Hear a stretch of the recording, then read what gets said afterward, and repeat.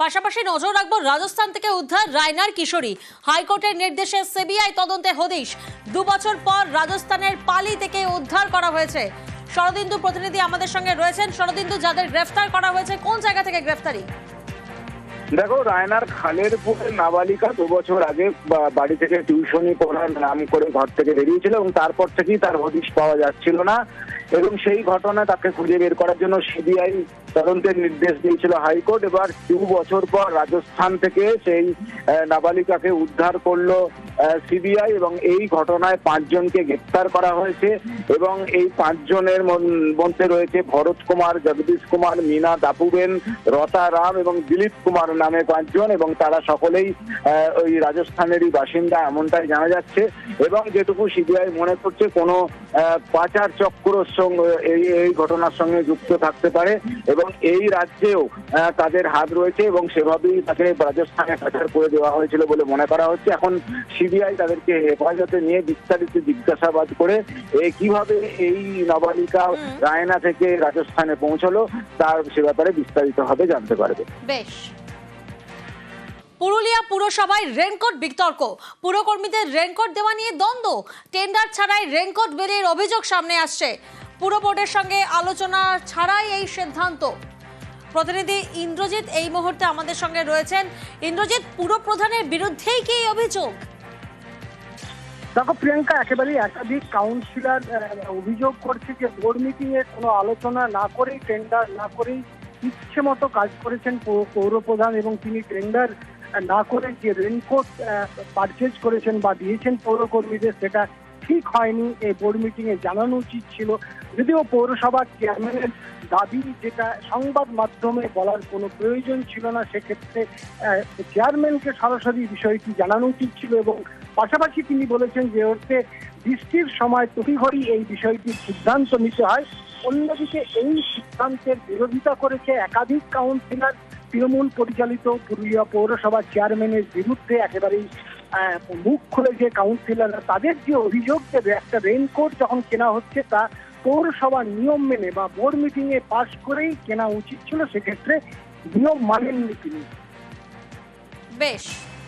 বর্ষাতিতে raincoat পেয়েছে স্টাফরা, এটা আনন্দের ব্যাপার, কিন্তু কিভাবে হলো, কিভাবে টেন্ডার হলো, কি প্রসেস, সে প্রসেসটা আমরা কাউন্সিলররা এটার মানে আমরা জানতে পারিনি।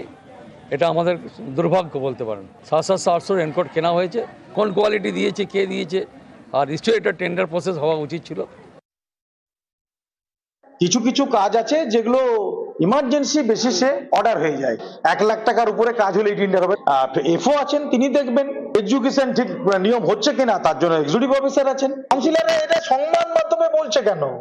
এ তো চেয়ারম্যান, আমার সঙ্গে কি ভাসুর বুয়াসিনের সম্পর্ক নাকি? হরিনাবির ছিনতাইয়ে পূজালিতে ধরপাকড়। সিসি ক্যামেরা ফুটেজে 2 জনকে শনাক্ত করা হয়েছে। পূজালি থেকে 2 জনকে গ্রেফতার করেছে সোনারপুর থানা।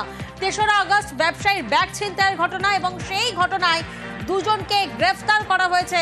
সোনারপুর থানার পুলিশ গ্রেফতার করেছে। অর্পণ প্রতিনিধি আমাদের সঙ্গে রয়েছেন। অর্পণ, যাদের গ্রেফতার করা হয়েছে তারা কি স্থানীয়?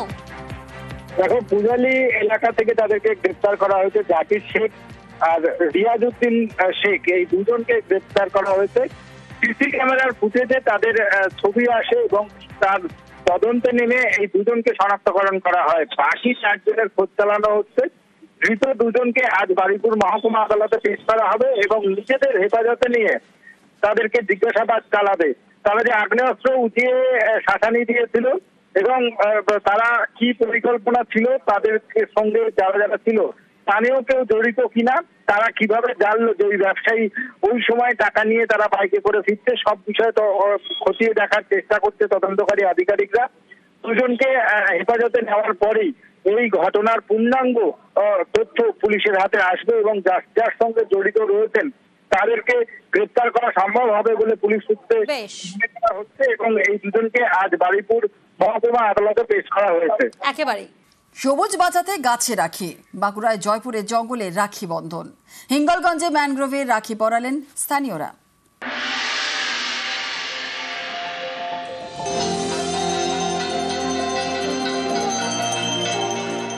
রাখি বন্ধনের উৎসব। রাখি বলে আয় আরো বেঁধে বেঁধে থাকি, প্রাণে রাখি, হাতে রাখি, ম্যানগ্রোভে রাখি। বারবার ঝড়ের সামনে প্রাকৃতিক ঢাল হিসেবে দাঁড়ায় সুন্দরবনের ম্যানগ্রোভ। সুন্দরবনকে ভালো রাখে ম্যানগ্রোভ, তাই ম্যানগ্রোভে রাখি। উত্তর 24 পরগনার হিঙ্গলগঞ্জ এখানকার বরুণহাটে ম্যানগ্রোভে রাখি পরালেন স্থানীয়রা।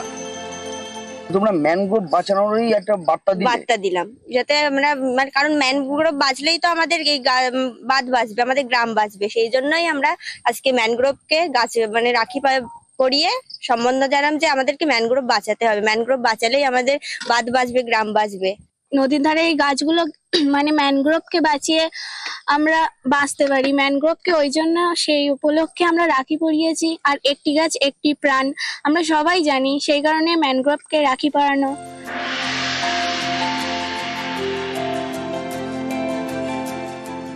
সবুজ বাঁচাতে রাখি, গাছে রাখি পরিয়ে সবুজ বাঁচানোর বার্তা। বাঁকুড়ায় জয়পুরের জঙ্গল, সেখানে শাল গাছে রাখি পরালেন বন দপ্তরের কর্মীরা এবং আধিকারিকরা। জয়পুরের জঙ্গলে গাছে রাখি পরালো স্কুল পড়ুয়ারাও। আজকে আমরা জয়পুর জঙ্গলে মানে গাছেদের রাখি পরালাম। আমরা গাছেদেরকে ভাই বলছি, তাই আজকে মানে ভাইদের সাথে দাদাদের সাথে সাথেও গাছকেও রাখি পরালাম। কেন গাছকে কেন রাখি পরাতে? আমরা গাছ আমাদের মানে গাছ আছে বলেই আমরা বেঁচে আছি, তো ওই জন্য আমরা গাছকেও রাখি পরাইছি। উত্তর 24 পরগনা থেকে অনুপম সাহা এবং বাঁকুড়া থেকে দেবব্রত মণ্ডল, নিউজ 18 বাংলা। সেপ্টেম্বরে দুর্গাপূজা, তার আগে কালনায় অকাল দুর্গাপুজো। গতকাল ছিল সপ্তমী, মন্দির চত্বরে বসেছে মেলা, চলবে 15 দিন। পুজো ঘিরে উৎসবের আমেজ।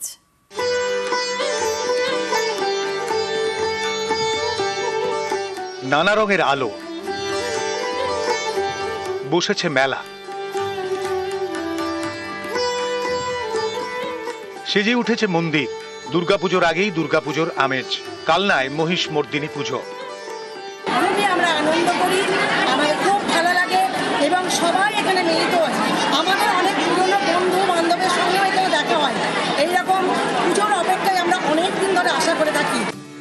পূর্ব বর্ধমানের কালনা, এখানেই প্রায় 200 বছরেরও বেশি পুরনো মহিষমর্দিনী পুজো। কথিত রয়েছে ভাগীরথীতে কালনায় ভেসে আসে কাঠামো। স্বপ্নাদেশে শুরু হয় পুজো, একেবারে দুর্গাপুজোর মতো। প্রথমে ছিল হোগলা পাতার ছাউনি, পরে মন্দির তৈরি হয়। এই পুজোয় শনিবার সপ্তমী, দশমীতে বিসর্জন। মন্দিরে পুণ্যার্থীদের ভিড়, বাইরে বসেছে মেলা। 15 দিন ধরে চলবে এই পুজো ঘিরে জমজমাট কালনা শহর। ওনার সমস্ত সব কিছু ধর্মীয় এই পুজো আমরা পালন করি এবং কালনাবাসী যে আমরা সবাই গর্বিত। আমাদের এই কালনাতে প্রতিটি বাড়িতেই দূর দূরান্ত থেকে বহু আত্মীয় স্বজন আসে। 4 দিন ধরে এই পুজো হয়, ষষ্ঠী থেকেই শুরু হয়ে যায়। অকাল দুর্গাপুজো, কালনায় উৎসবের আমেজ। জোর দেওয়া হয়েছে নিরাপত্তায়। যেটা হয়েছে 4 দিন প্রসাদ আছে, তারপরে বস্ত্র বিতরণ আছে, প্রতিদিন সন্ধ্যাবেলাতে সাংস্কৃতিক অনুষ্ঠান আছে, রাত্রিবেলা যাত্রাপালা আছে। কালনা থেকে নবকুমার রায়, নিউজ 18 বাংলা।